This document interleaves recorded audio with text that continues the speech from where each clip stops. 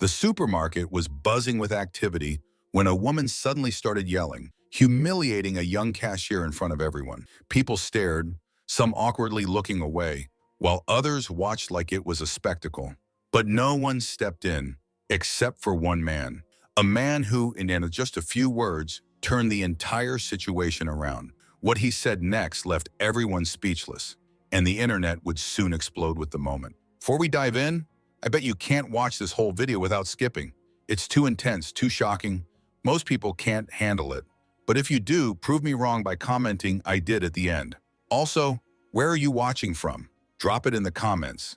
And while you're here, hit that like button, share with your friends, and subscribe so you never miss a story that will leave you speechless. Now let's get into it. We see moments like this all the time. Someone mistreating a worker, using their position as a customer to make someone else feel small. Most of us just shake our heads and move on, assuming nothing can be done. But on this day, one man didn't look the other way. He stepped forward, and his actions sent shockwaves through social media. Why, wow, because this wasn't just any man. This was one of Hollywood's most beloved actors, Bryan Cranston. And what he did next changed a young man's life forever. Peter had always known that life wouldn't be easy. He had learned that lesson early, too early. As a child, he wasn't the fastest, the smartest, or the most confident. He was the kid who needed a little extra time to finish his classwork, the one who hesitated before answering a question, the one who always seemed to be just a little behind everyone else. And the world never let him forget it. He had lost count of how many times he had been told he wasn't enough. You have to think quicker, Peter. You take too long to understand things. Why can't you just keep up? Teachers had sighed when he struggled with an assignment. Classmates had whispered when he hesitated before speaking. Even some family members had casually suggested that maybe he should lower his expectations. Not everyone is meant for great things, Peter. But Peter had never let those words define him. Yes, he wasn't the fastest, but he was careful. He wanted to do things right. Yes, he needed more time to learn. But once he learned something, he never forgot it. And yes, he had been told 1,000 times that he wouldn't succeed. But deep down, he had always held on to the hope that if he just worked hard enough, if he kept pushing forward, one day he would prove them all wrong. So when he landed a job at the supermarket, it felt like a small but important victory. It wasn't glamorous, it wasn't high-paying, it wasn't the kind of job that turned heads or earned admiration, but it was his first step toward independence, his chance to show, not just to the world but to himself, that he was capable. At first, things were manageable.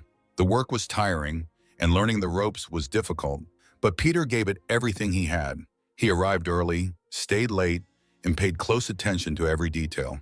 He memorized product codes, learned the layout of the store, and made sure every item was scanned and bagged properly. He greeted customers with a warm smile, even when they didn't smile back. But no matter how hard he tried, it always felt like he was one step behind.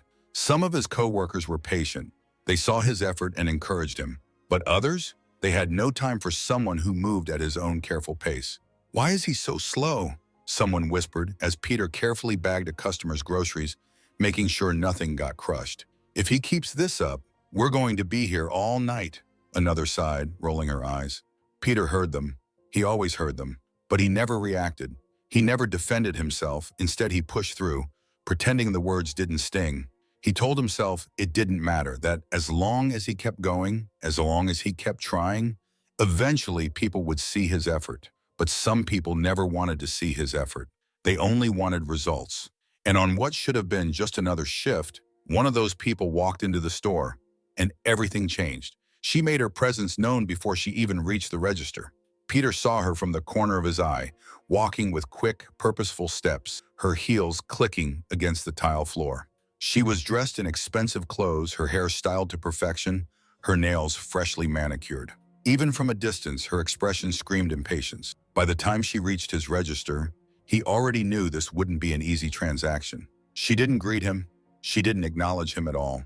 She simply began unloading her groceries onto the conveyor belt. High-end cheeses, organic produce, expensive bottles of wine. Peter took a steadying breath and started scanning, making sure to handle each item carefully. But before he could even finish scanning the first few, she let out a sigh. It was the exaggerated kind, the kind designed to be heard. Peter kept his head down and continued working. Then came the tapping, her perfectly manicured nails drumming against the counter, her irritation growing with every passing second. Then she crossed her arms, shifting her weight dramatically. And then, just as Peter hesitated for a brief moment, double-checking a barcode to make sure he got it right, she snapped, "Are you serious right now?" The words were sharp, filled with irritation. Peter flinched, his hands momentarily freezing over the scanner. Karen's voice rose, drawing more attention from other customers. "This is ridiculous. How does someone like you even get hired here?" She scoffed. "This is a waste of my time." The words cut deep. Peter swallowed hard, his hands now shaking slightly as he tried to move faster. But it wasn't fast enough for Karen. She turned to the other customers, her expression one of exaggerated disbelief. "Is anyone else seeing this? We all have places to be, but we're stuck here because they let someone like this work the register." A few customers shifted uncomfortably. Some looked away, pretending they weren't witnessing what was happening. But no one spoke up. Peter could feel the eyes on him, judging, questioning. His breathing became shallow, his vision blurred. And suddenly, he wasn't in the supermarket anymore. He was back in school, sitting at his desk, the teacher's voice filled with frustration.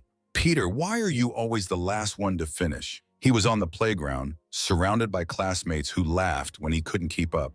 "You're too slow." He was at home hearing a casual comment at the dinner table.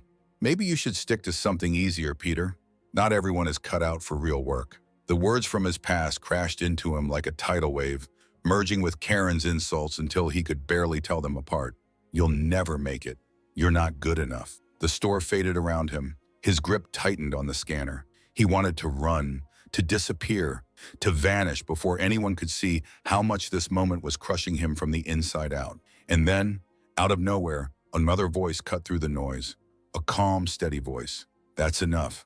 The words weren't loud, they weren't shouted, but they commanded attention. The store fell silent. For the first time since the confrontation started, Peter looked up.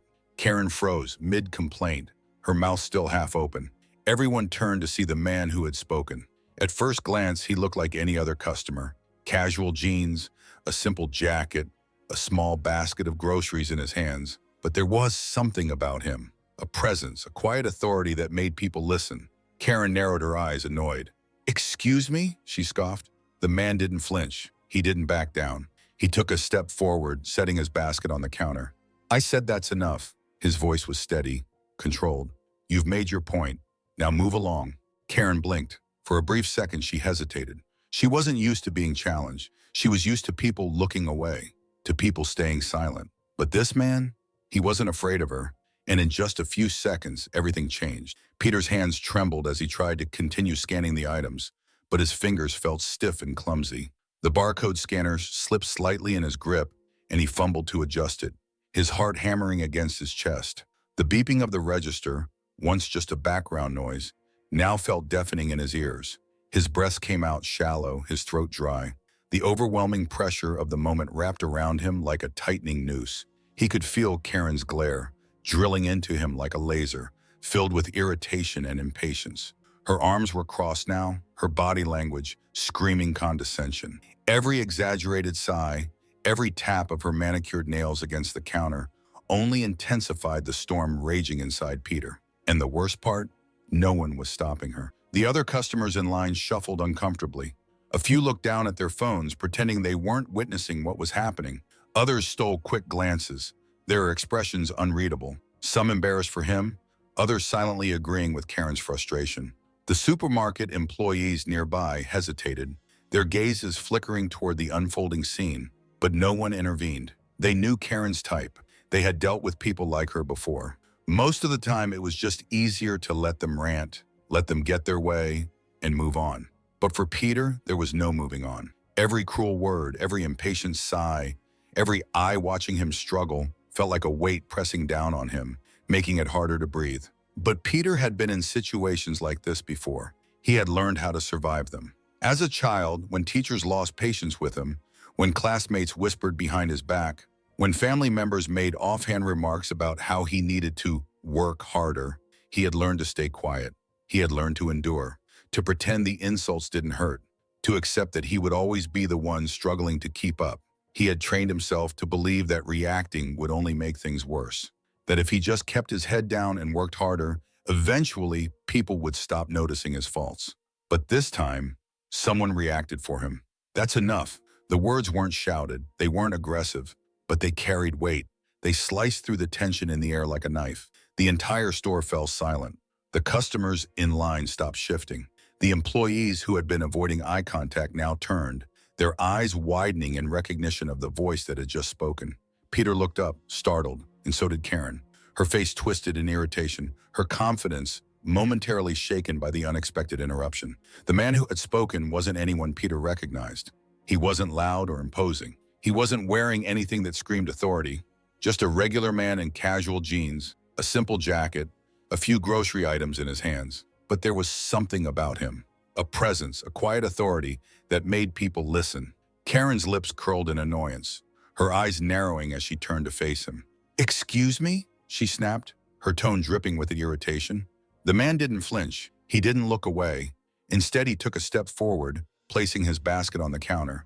"I said that's enough," he repeated, his voice steady, controlled. There was no anger in his tone, no malice, just certainty. "You've made your point. Now move along." Karen blinked. For a brief second, she hesitated. She wasn't used to being challenged. She was used to people ignoring her behavior, maybe whispering about it behind her back, but never directly confronting her. Her body stiffened. "And who do you think you are?" she demanded, crossing her arms. The man tilted his head slightly, his expression unreadable. "Just someone who believes that people deserve respect, no matter what job they do." And that's when it happened. The hushed murmurs started. Customers leaned in, whispering to each other, their voices filled with sudden recognition. "Wait a second, isn't that—" "It is. That's Bryan Cranston." The energy in the store shifted instantly.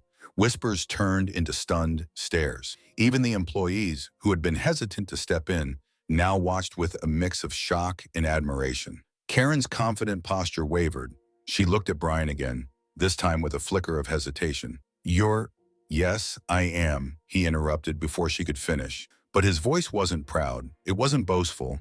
It wasn't about who he was. It was about what was happening in front of him.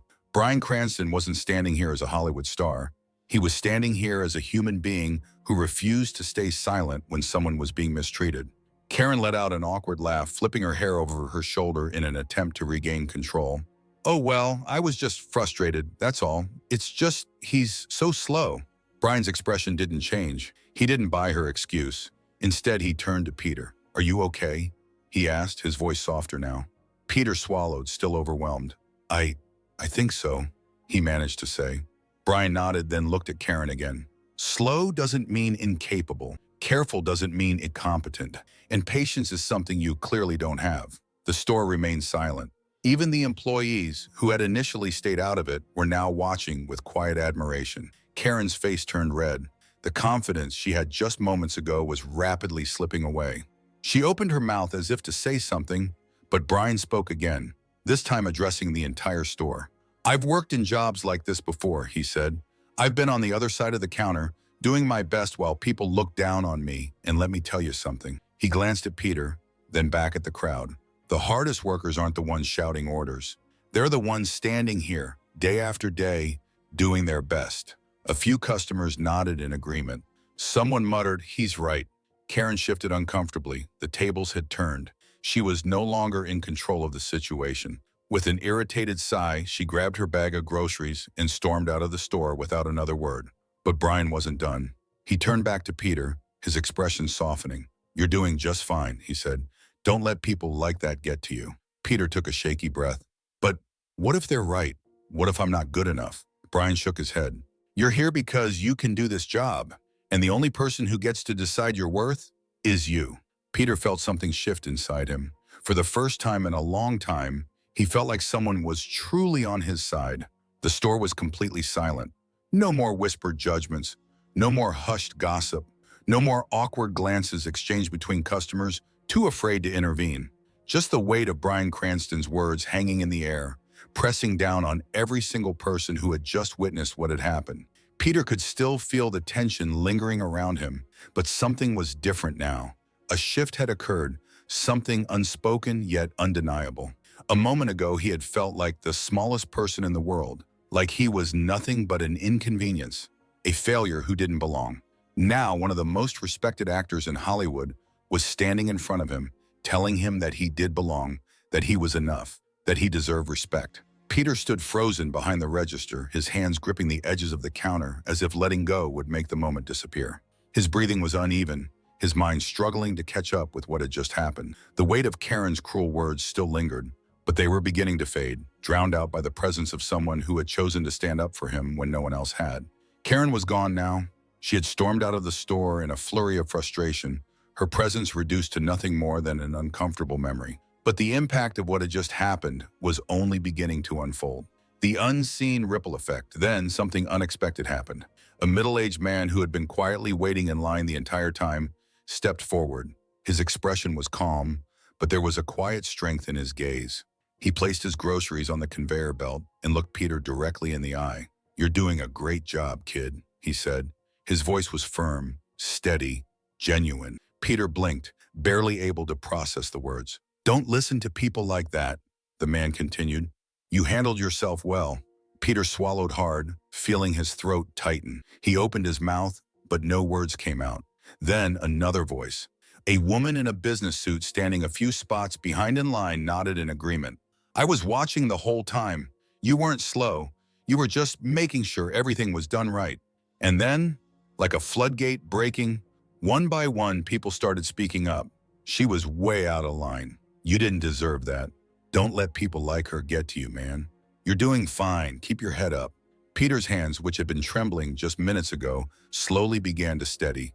The tight knot in his stomach loosened. For the first time since the confrontation started, he felt something different.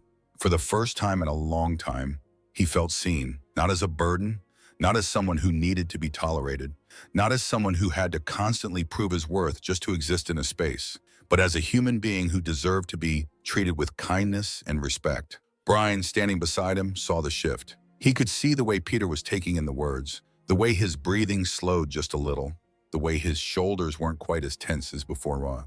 Bryan smiled. "See," he said, gesturing toward the growing support around them. "You're not alone." Peter's throat tightened again, this time not from anxiety or shame, but from an emotion he couldn't quite name. It felt foreign. It felt unfamiliar. But at the same time, it felt right. He had spent so much of his life believing that people only saw his shortcomings, that they only noticed when he wasn't fast enough, smart enough, good enough. But today, they saw something different. Today, they saw him. Bryan reached into his pocket and pulled out a receipt. He grabbed a pen from the counter and, without hesitation, scribbled something down. Then he handed it to Peter. "This is just a little reminder for you," Bryan said, his voice softer now. "Read it when you need it."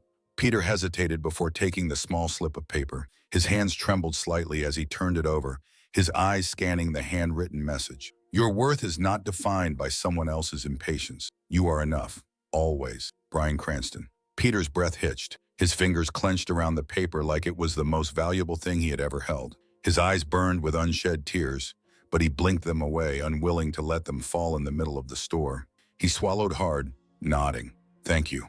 It was barely a whisper, but Bryan heard it, and that was enough. What no one realized at that moment was that someone had been recording the entire interaction. A customer, standing just a few feet away, had pulled out their phone the second Bryan Cranston had stepped forward. They had captured everything: the humiliation, the confrontation, the support, the handwritten message. By the time Peter finished his shift and checked his social media, the video had already gone viral. Millions of views, thousands of comments. The hashtags #RespectForPeter and #KindnessMatters were trending worldwide. Strangers from across the globe flooded the comments, sending words of encouragement. Former retail workers shared their own experiences of being humiliated by entitled customers, recalling how they had wished that someone, anyone, had spoken up for them. People everywhere were praising Bryan Cranston, not for being a celebrity, not for being famous, but for being a human being who had done the right thing when it mattered most. But Bryan Cranston? He didn't stay to bask in the attention. He didn't wait for praise, for people to ask for selfies, for reporters to flood the store asking for interviews. He simply finished his shopping, gave Peter one last encouraging nod, and walked out of the store, leaving behind nothing but a powerful lesson in humanity. And as Peter stood there, still holding the small receipt with Bryan's words written across it, he realized something. It wasn't just a piece of paper. It was proof. Proof that kindness mattered.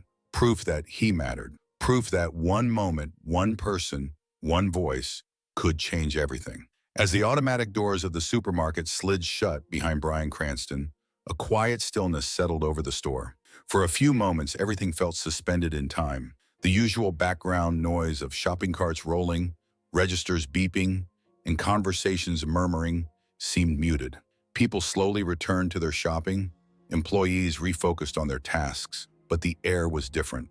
Something had changed. Peter stood behind his register, his grip tight around the small, crumpled receipt with Bryan's handwritten message. He could still feel the weight of the moment pressing on his chest, not in the suffocating way it had when Karen humiliated him, but in a way that felt heavy with meaning. Just minutes ago, he had felt like he was drowning in self-doubt. Karen's cruel words had chipped away at the fragile confidence he had worked so hard to build. "You're too slow. How does someone like you even get hired? This is ridiculous." Each sentence had burned into him like old scars being reopened. But now he felt something entirely different. A warmth spread through him, subtle at first, like the first rays of sunlight breaking through an overcast sky. For the first time in a long time, Peter felt seen, not as the kid who was always falling behind, not as the employee who had to prove his worth every single day, not as someone people merely tolerated, but as a person worthy of kindness, a person worthy of respect. The first customer stepped forward hesitantly, placing a loaf of bread and a carton of eggs on the conveyor belt. He glanced at Peter, then at the receipt still clutched in his hand. With a small, knowing smile, he nodded. "You're doing great, Peter." Peter's throat tightened. He barely managed a small nod in response. A woman stepped forward next, purchasing only a pack of gum. She handed him a $5 bill, then gently patted the counter. "Don't let people like that ruin your day, sweetheart." The words struck something deep inside him. A few more customers followed. Some just smiled. Others took the time to offer a word of encouragement. "We need more people like you. Don't let anyone tell you that you don't belong. You handled that better than most would." The words filled the space inside him that had been hollow for so long. The same space that had been filled with doubt, with self-criticism, with the fear that maybe Karen was right. But now those voices were quieter, and in their place a new voice emerged. A voice that told him, "You are enough." Later that night, when Peter finally got home, he collapsed onto his bed, exhaustion weighing heavy in his limbs. He stared at the ceiling, letting the events of the day replay in his mind like scenes from a movie. It still didn't feel real. How had a single moment changed everything? With a tired sigh, he reached for his phone, expecting nothing more than a few unread texts from his mom, or maybe a reminder from the bank about his account balance.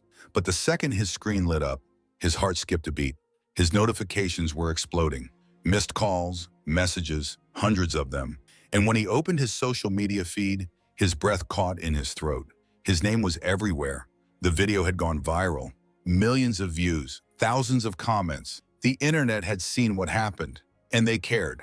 The comment section was filled with messages from complete strangers, people from all over the world. "I wish more people like Bryan Cranston had existed in the world. Peter, if you see this, know that you are worth more than you think. Retail workers deserve so much more respect." Thank you, Bryan Cranston, for speaking up. Even major news outlets had picked up the story. Articles were flooding in.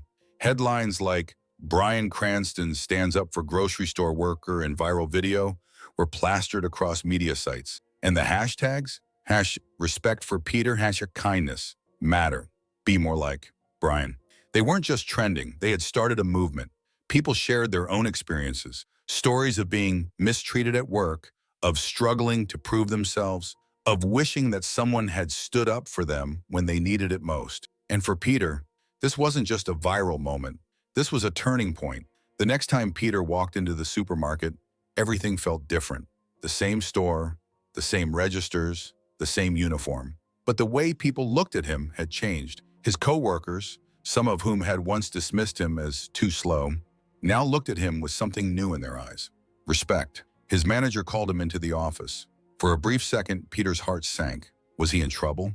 Was this the part where they told him he had brought too much attention to the store? But instead, his manager smiled. "You have a job here as long as you want it, Peter." Peter blinked, stunned.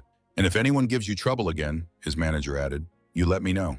Customers who had seen the video started recognizing him. Some stopped just to shake his hand. A few that even left small notes on the counter. One elderly woman, after paying for her groceries, leaned in and whispered, "For when you need a reminder." Peter unfolded the note after she left. The words, written in shaky but careful handwriting, made his eyes well up. "You matter. Never forget that." And as the world slowly moved on to the next viral moment, Peter carried this day with him, etched into his heart as a moment that changed everything.